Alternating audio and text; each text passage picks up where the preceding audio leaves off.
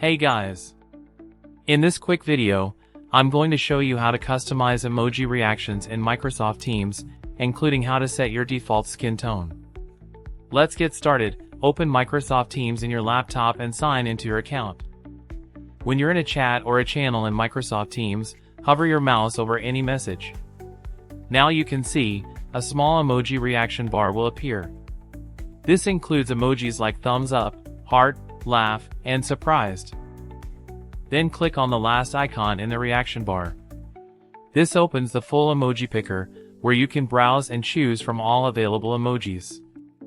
At the bottom, you'll see different categories. You can switch between them and choose whatever you need. At the top of the emoji panel, you'll see human style emojis. Click on it. This opens the customization window. You'll see some default reactions already set. You can remove those and add new ones based on your preference.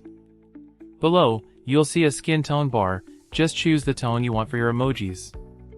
In this demo, I'm selecting the dark skin tone for the thumbs up reaction. You can see it's set successfully. Just set the all emojis you want to appear when you hover over a chat message. After all set successfully, click on the Save button. Now to check it, just hover over a message, and the pop-up will appear with the emojis you've set.